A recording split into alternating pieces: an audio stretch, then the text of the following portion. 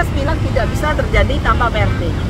Ya, karena kita tahu rata-rata anggota DPR mempekerjakan paling tidak 5 orang PRT, bahkan ada 10, ada yang 15.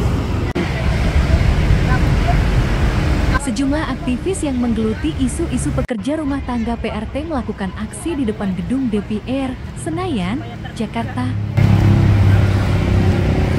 Aksi berlangsung dengan memasang instalasi 580 jemuran anggota DPR itu sebagai simbol kepada pimpinan, ketua fraksi dan anggota DPR RI untuk segera membahas dan mengesahkan rancangan Undang-Undang Perlindungan Pekerja Rumah Tangga. Ya, pertama bahwa ini bagian dari rangkaian aksi mogok makan dan puasa untuk mendesak ya agar RUU PRT segera dibahas dan disahkan, mengingat sudah 19 tahun ya RUU PRT ini di DPR. Dan 19 tahun seperti tadi ceritakan ya, kalau orang itu kan dari usia mengandung sampai anaknya mau kuliah, lulus SMA, itu bukan waktu yang sebentar. Sementara dalam waktu 19 tahun korban-korban terus berjatuhan. Ya, menurut laporan yang bisa kami himpun, ya itu per tahun yang bisa lapor sekitar 600, ya 600 upah yang tidak dibayar, mereka mengalami kekerasan secara psikis, mereka yang disekap, ditahan, kemudian secara fisik dipukulin, ada kekerasan seksual, ada kekerasan secara ekonomi, ya. Kemudian ada juga paling besar korban trafficking, ya. Karena hampir tiap hari itu kami menerima sekitar 20-an lebih aduan trafficking. Nah, yang menjadi masalah ketika heboh tentang korban trafficking, yang dihebohkan hanya yang di luar negeri. Padahal di dalam negeri juga mengalami hal yang sama. Jadi kami mengingatkan hal itu.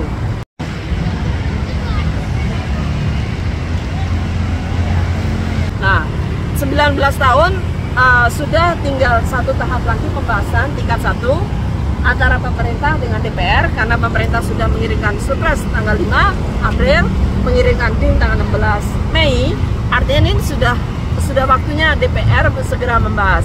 Dan kalau DPR pemilu sibuk untuk ancang-ancang pemilu, Pilpres, pileg, kita mengingatkan bahwa pemilu, Pilpres, pileg tidak bisa terjadi tanpa PRT. Ya, karena kita tahu rata-rata anggota DPR mempekerjakan paling tidak 5 orang PRT, bahkan ada 10, ada yang 15. Jadi bisa dibayangkan bagaimana peran PRT terhadap keberlangsungan pemilu, kelangsungan Pilpres, kelangsungan pileg. Apa? Tapi rata-rata mereka kan menjadikan. Belum mereka mendapatkan mereka menjadikan. Termasuk hak PRT itu hak untuk mendapatkan upah, walaupun itu masih kesepakatan, hak untuk istirahat yang manusiawi, jam kerja manusiawi, libur. Kemudian yang paling penting salah satunya juga hak untuk akses komunikasi, karena banyak rekan PRT itu mengalami kekerasan yang fatal dimulai dari pemotongan pemutusan akses komunikasi. Kemudian hak juga untuk mendapatkan perlindungan sosial, termasuk jaminan sosial kesehatan, jaminan sosial ketenaga kerjaan, karena selama ini PRT 82% dari survei Jala tahun 2021 itu tidak bisa mengakses sebagai peserta penerima bantuan iuran. Padahal upah mereka 20-30% dari UMR. Nah, sehingga mereka kalau sakit ya kasbon terjerat utang.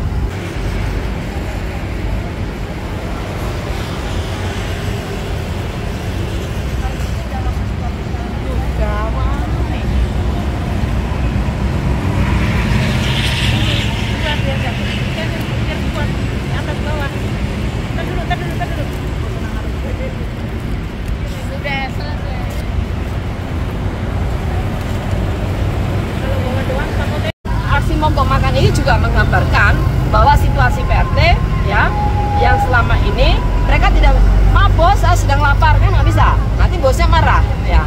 Mereka sedang ngosek, sedang apa, kadang-kadang belum selesai tugas satunya sudah dipanggil untuk tugas satunya.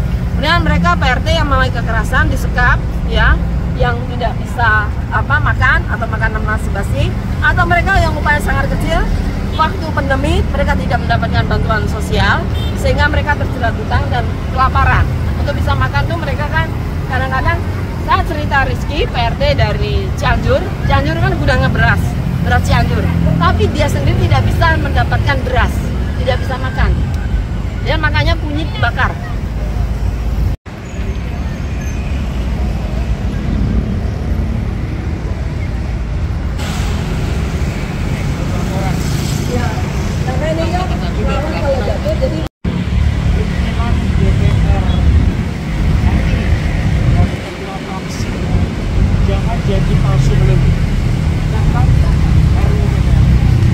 janji melulu ya? Ya betul. Dijanjikan terus tapi tidak bisa. Setelah mereka sukses, mereka keluar dengan janji mereka.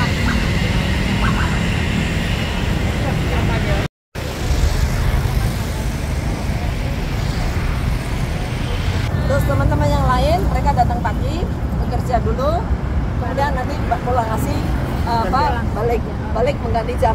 Makanya aksinya cuma jam 10 sampai jam 12 ya. Yang penting, yang paling penting mereka sudah menyiapkan untuk makan. Silakan teman-teman memegang tiangnya masing-masing ya. Satu tiang satu orang tapi berjarak ya. Ya silakan siapa yang mau ambil ini